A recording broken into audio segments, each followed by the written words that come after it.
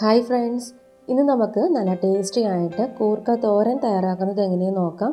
അപ്പോൾ നിങ്ങൾക്ക് ഈ വീഡിയോ ഇഷ്ടപ്പെട്ടാൽ ഒന്ന് ലൈക്ക് ചെയ്യുക, ഷെയർ ചെയ്യുക, കമൻറ്റ് ചെയ്യുക. ചാനൽ സബ്സ്ക്രൈബ് ചെയ്യാത്തതാണെങ്കിൽ സബ്സ്ക്രൈബും കൂടെ ചെയ്തിട്ട് നമ്മുടെ ചാനലൊന്ന് സപ്പോർട്ട് ചെയ്യുക.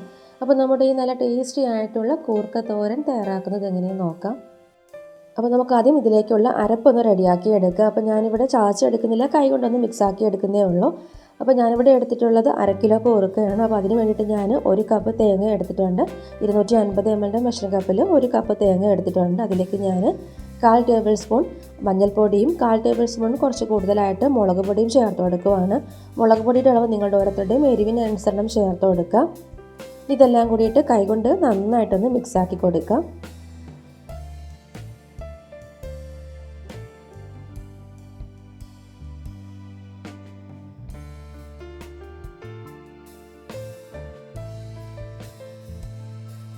ഞാനത് നന്നായിട്ട് മിക്സാക്കി എടുത്തിട്ടുണ്ട്. ഇനി നമുക്കിത് മാറ്റി വെക്കാം. ഇനി ഒരു പാൻ ചൂടാക്കി എടുക്കുക. അതിലേക്ക് ഞാൻ 3 ടേബിൾ സ്പൂൺ വെളിച്ചെണ്ണ ചേർത്ത് കൊടുത്തിട്ടുണ്ട്. എണ്ണ ചൂടായിട്ട് വരുമ്പം ഇതിലേക്ക് ഞാൻ 1/2 ടേബിൾ സ്പൂണോളം കടുക് ചേർത്ത് കൊടുക്കുവാണ്.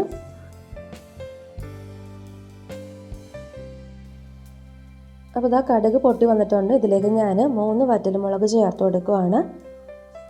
അതോടൊപ്പം ഇതിലേക്ക് ഞാൻ 5 അല്ലി വെളുത്തുള്ളി നീളത്തിന് കനം കുറച്ച് അരിഞ്ഞത് ചേർത്ത് കൊടുക്കുവാണ്. ഇതിലേക്ക് നമുക്ക് എരിവിനനുസരണം പച്ചമുളക് ചേർത്ത് കൊടുക്കാം. അപ്പോൾ ഞാനിതിലേക്ക് 2 ചെറിയ പച്ചമുളക് ചേർത്ത് കൊടുക്കുവാണ്. നിങ്ങളുടെ ഓരോരുത്തരുടെ എരിവിനനുസരണം പച്ചമുളക് ചേർത്ത് കൊടുക്കാം.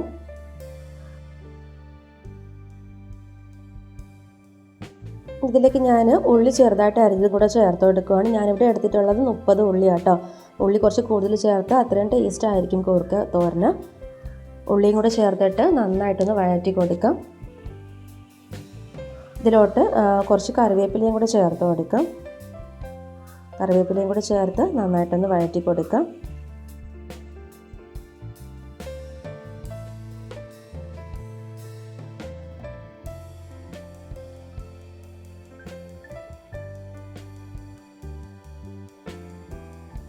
അപ്പോൾ ഇതാ ഉള്ളി നന്നായിട്ട് വാടി വന്നിട്ടുണ്ട്. ഇതിലേക്ക് ഞാൻ 1/4 ടേബിൾ സ്പൂൺ താഴെയായിട്ട് മഞ്ഞൾപ്പൊടി ചേർത്ത് കൊടുക്കുവാണ്.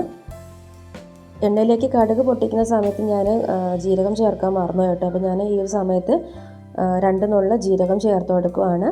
ജീരകം നന്നായിട്ടൊന്ന് ചൂടായിട്ട് വരുന്നവരൊന്ന് മിക്സാക്കി കൊടുത്തിട്ട് എല്ലാം കൂടിയിട്ട് നന്നായിട്ടൊന്ന് വഴറ്റിയെടുക്കുവാണ്. മഞ്ഞളിൻ്റെ ആ ഒരു പച്ചമണം മാറുന്നത് വരെ നന്നായിട്ടൊന്ന് വഴറ്റി കൊടുക്കാം.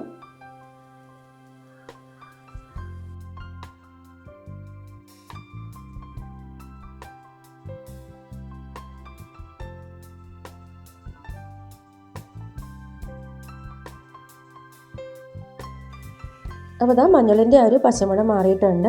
ഇതിലേക്ക് ഞാൻ കൂർക്ക ചേർത്ത് കൊടുക്കുവാണ്. അപ്പോൾ ഞാനിവിടെ 1/2 കിലോ കൂർക്ക നീളത്തിൽ കട്ടി കുറച്ചിട്ട് അരിഞ്ഞെടുത്തിട്ടുണ്ട്. കൂർക്ക ഞാൻ തലേന്ന് വെള്ളത്തിലിട്ടിട്ട് പിറ്റേന്നാണ് തൊലി കളഞ്ഞെടുത്തിട്ടുള്ളത്. തൊലി കളഞ്ഞ് എടുത്ത ഉടനെ തന്നെ വെള്ളത്തിലിട്ട് വെക്കാം, ഉപ്പ് വെള്ളത്തിലിട്ട് വെക്കാം. നമ്മളിത് വേവിക്കുന്നത് വരെ ഉപ്പ് വെള്ളത്തിലിട്ട് വെക്കാം, അല്ലെന്നുണ്ടെങ്കിൽ കൂർക്കയുടെ ഒരു കളർ മാറിപ്പോകും. ഇനി നമുക്ക് ഇതിലേക്ക് ചേർത്ത് കൊടുക്കാം.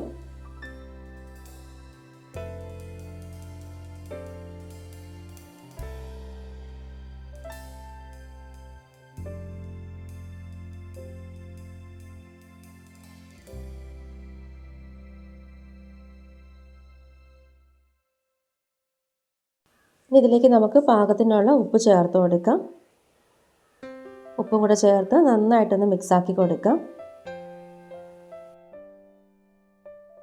കൂർക്ക വേവിക്കാനായിട്ട് ഞാനിതിലേക്ക് വെള്ളമൊന്നും ചേർക്കുന്നില്ല. നമുക്കിത് ആവിയിൽ വേണം വേവിച്ചെടുക്കാനായിട്ട്. നന്നായിട്ടൊന്ന് മിക്സാക്കി കൊടുത്തതിന് ശേഷം നമുക്കിത് അടച്ച് വെച്ചിട്ട് ലോ ഫ്ലെയിമിൽ വേവിച്ചെടുക്കാം. വേണമെന്നുണ്ടെങ്കിൽ ഇടയ്ക്കൊന്ന് വെള്ളം തളിച്ച് കൊടുത്താൽ മതി കേട്ടോ. നമുക്കിത് അടച്ച് വെച്ചിട്ട് ലോ ഫ്ലെയിമിൽ കൂർക്ക നല്ല സോഫ്റ്റായിട്ട് വെന്ത് വരുന്നത് വരെ വേവിച്ചെടുക്കാം. ഇടയ്ക്കൊന്ന് തുറന്നിട്ട് നന്നായിട്ടൊന്ന് വഴറ്റി കൊടുക്കാൻ മറക്കരുത്.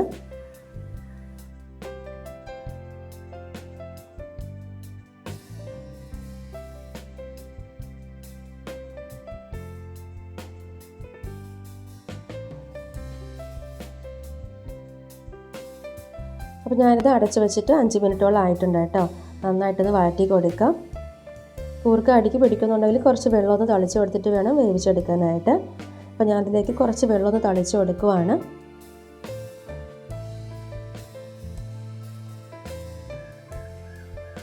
കുറച്ച് വെള്ളം നന്നായിട്ടൊന്ന് തളിച്ച് കൊടുത്തിട്ട് നമുക്കിത് വീണ്ടും അടച്ച് വെച്ചിട്ട് ലോ ഫ്ലെയിമിൽ കൂർക്ക നല്ല സോഫ്റ്റായിട്ട് വെന്ത് വരുന്നത് വരെ വേവിച്ചെടുക്കാം.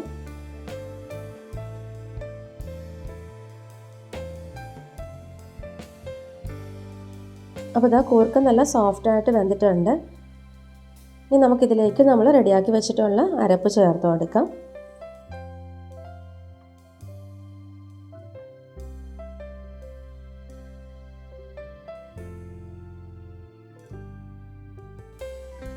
അരപ്പും കൂടെ ചേർത്ത് നന്നായിട്ടൊന്ന് മിക്സാക്കി കൊടുക്കാം.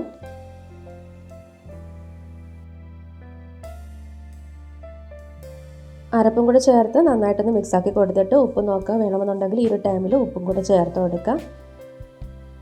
അരപ്പിൻ്റെ ആ ഒരു പച്ചമണം മാറാനായിട്ട് നമുക്കിത് 2-3 മിനിറ്റ് ഒന്ന് അടച്ച് വെക്കാം.